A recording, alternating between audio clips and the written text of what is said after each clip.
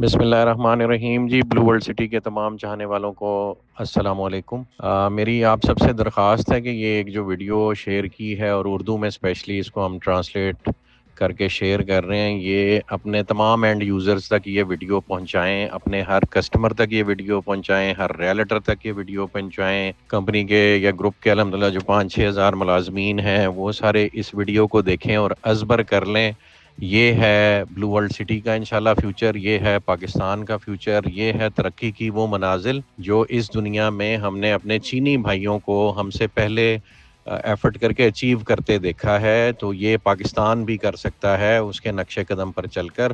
پاکستان الحمدللہ ایک nuclear state ہے، ایک ملٹری مائٹ ہے جس کی ریکگنیشن پوری دنیا نے الحمدللہ کر لی ہے، اور آنے والے وقت میں آپ صلی اللہ علیہ وسلم کی احادیث کے مطابق اس امت سے، اس قوم سے، اس فوج سے، اس نیوکلیئر سٹیٹ سے جو کام لیا جانا ہے اسلام کی نشات ثانیہ کا، اس میں پاکستان کا ایز اکنامک جائنٹ ہونا بھی بہت ضروری اور اس وقت کا تقاضا ہے۔ اس کو مد نظر رکھتے ہوئے ہم من حیث القوم ایک ایفرٹ شروع کریں اور اپنے زندگی کے ہر شعبے میں، ہر کاروبار کے ہر شعبے میں، چاہے وہ جس بھی فیلڈ سے منسلک ہے، وہ انجینئرنگ سے ہے، وہ ڈاکٹریٹ سے ہے، وہ ڈاکٹر ہے، وہ پبلک سرونٹ ہے، وہ ملٹری کا آفیسر ہے، ہم لوگوں نے ایز اے قوم ایفرٹ کر کے لیڈ کرنا ہے پوری امت کو۔ اللہ پاک نے یہ رول اس امت کو اور ہمارے جو سپہ سالار ہیں، chief of army staff and field marshal Syed Asim Munir صاحب، ان کی سرپرستی میں یہ رول اس قوم کو اللہ پاک نے دے دیا ہوا ہے۔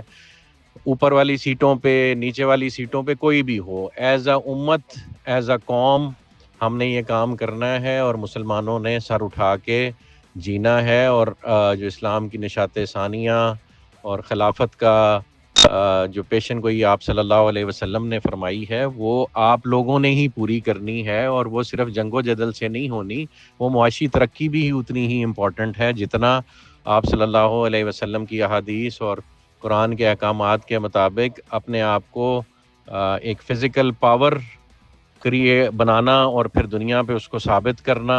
ایک موقع پہ منجنیق پتھر پھینک رہی تھی اور پتھر پھینکنے والے موقع پہ یہ فرمایا گیا کہ اس پتھر کے پھینکنے میں مسلمانوں کی حیات ہے۔ تو ہم نے اپنی ملٹری مائٹ کو بھی ایٹ بیسٹ ایٹ ڈسپلے رکھنا ہے اور اپنی اکنامک مائٹ کو بھی ڈیولپ کرنا ہے تاکہ ہم کسی اور کے آگے ہاتھ نہ پھیلائیں۔ تو اس ہاتھ نہ پھیلانے والے پروسیس کو ہمارے چینی برادران نے جیسے اپنے ملک میں اچیو کیا، ویسے ہی انہوں نے بلو ورلڈ سٹی کو ایک مثالی شہر سمجھتے ہوئے اسے کمپیریزن کیا ہے ان کے شینزن سٹی سے جو ایک اکنامک ہب بنا، اور وہ کمپیریزن انہوں نے یہاں پہ پیش کیا ہے اور وہ ہم آپ سب سے شیئر کر رہے ہیں تاکہ آپ سب اس سفر میں ہمارا ساتھ دیں۔ دلوں کے حال اللہ پاک جانتا ہے، لیکن بلو ورلڈ سٹی کی تمام مینجمنٹ، چودھری نعیم اجاز صاحب، چودھری ندیم اجاز صاحب، میں از خود اور سرفراز گوندل صاحب، بریر نذیر صاحب، حمزہ عامر صاحب، ارشد اوان صاحب، فرید باجوہ صاحب، سمیع صاحب، سب صرف صبح شام اس تگ و دو میں لگے ہوئے ہیں کہ یہ جو اللہ پاک نے ہمیں خواب دکھایا ہے اور اللہ پاک نے اس کے جو اسباب ہیں اسے اکٹھا کرنے میں ہمارے لیے جو آسانیاں فرمائی ہیں اور یہاں تک کا جو سفر طے کرنے کا موقع دیا ہے، ڈسپائٹ آل دی اپوزیشن، ڈسپائٹ آل دی naan cooperation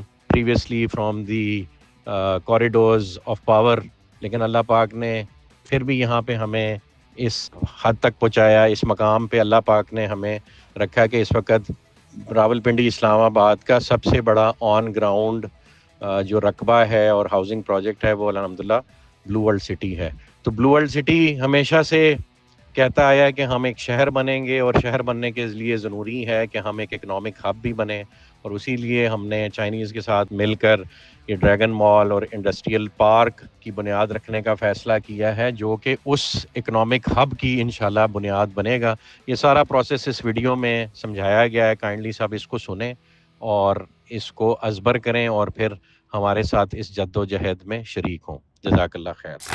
hello every one, آج میں بلو ورلڈ سٹی کے تعمیراتی تصورات اور منصوبہ بندی کے بارے میں بات کرنا چاہتا ہوں، کیونکہ پاکستان اس وقت اپنے انٹرنیشنل سیاسی ماحول کے بہترین دور سے گزر رہا ہے، اور یہ اس کی ترقی کے لیے ایک سنہری دور بھی ہے۔ خصوصاً چین اور پاکستان کے تعلقات ایک نئے اور تیز رفتار ترقی کے دور میں داخل ہو چکے ہیں۔ ہم نے پاکستان کے اعداد و شمار کا ایک سادہ موازنہ کیا ہے، چاہے وہ مجموعی قومی پیداوار جی ڈی پی ہوں، فیکس آمدنی ہو یا شہری ترقی کی شرح، سب کچھ اس وقت کے چین سے مشابہت رکھتا ہے جب اس نے اصلاحات کا عمل شروع کیا تھا۔ اس کا مطلب یہ ہے کہ پاکستان بھی تیزی سے ترقی کے ایک نئے راستے میں داخل ہونے والا ہے۔ بلو ورلڈ سٹی بھی اسی تناظر میں وجود میں آیا ہے، اس لیے اسے ایک خاص تاریخی مشن انجام دینا ہے۔ یہ مشن دراصل ہے کیا؟ یہ مجھے چین کے شینزن اسپیشل اکنامک زون کی یاد دلاتا ہے۔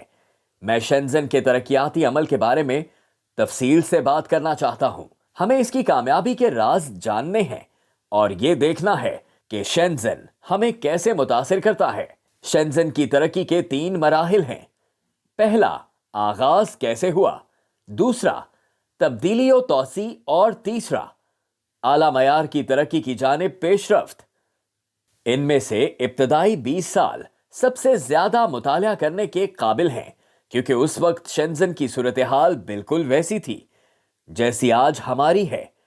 1980 میں شینزن کے پاس صرف 2 مرکزی سڑکیں اور ایک واٹر پلانٹ تھا، لیکن شینزن نے خود اپنے معیارات قائم کرنے میں پہل کی۔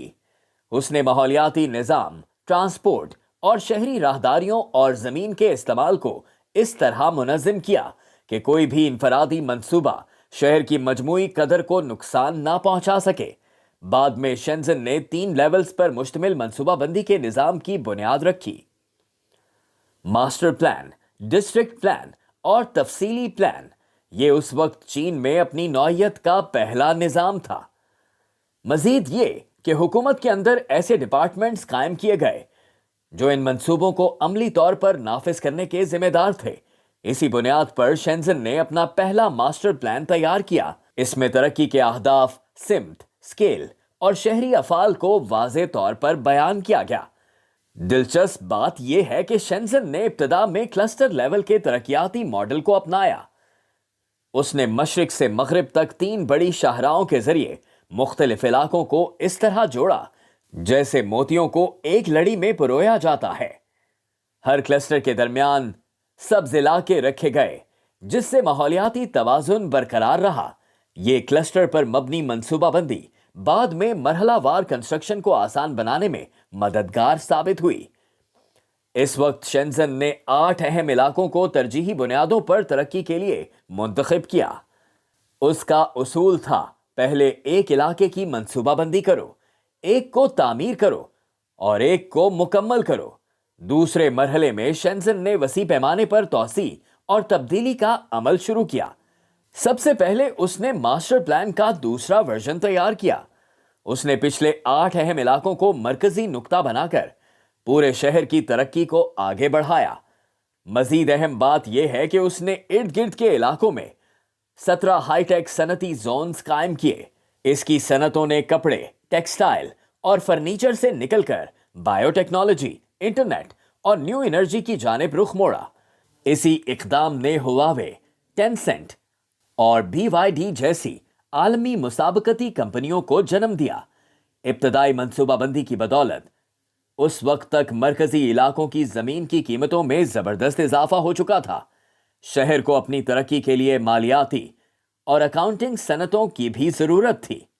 چنانچہ دوسرے مرحلے میں شینزن نے مرکزی شہری علاقے کی تعمیر مکمل کی اور شہری ڈھانچے اور صنعتی نظام میں تبدیلی لے آیا۔ تیسرے مرحلے میں شینزن نے انٹرنیشنل میٹروپولیٹن بننے کی جانب سفر شروع کیا۔ اسی دوران انٹرنیشنل ایئرپورٹس، ریلوے اسٹیشنز اور بندرگاہوں سمیت بنیادی ڈھانچے کو جدید بنایا گیا۔ اسی وقت چانگہائی سینٹر، سپر ہیڈ کوارٹرز بیس اور میرین انڈسٹری نیو سٹی جیسے منصوبوں کے ذریعے شینزن نے انٹرنیشنل انڈسٹریل مقابلوں میں حصہ لینا شروع کیا۔ ان 45 سالوں میں شینزن کی زمین کی قیمت میں زبردست اضافہ ہوا۔ مثال کے طور پر رہائشی زمین کی قیمت اپنی ابتدائی قدر سے 310 گنا بڑھ گئی۔ اب اگر ہم بلو ورلڈ سٹی کی طرف واپس آئیں تو جواب واضح ہے۔ بلو ورلڈ سٹی کسی عام علاقے کا نام نہیں، یہ ایک باہمی تعاون کا ماڈل زون ہے جو پاک چین دوستی کی علامت ہے۔ ایک مستقبل کا مثالی شہر جو پاکستان کے بلند اڑان والے عقاب کی علامت ہے، جو 5 ملین سے زیادہ آبادی پر مشتمل عظیم میٹروپولیٹن سٹی ہے اور ایک ایسا خوابوں کا شہر ہے جس کی تمنا پاکستان کا ہر نوجوان کرتا ہے۔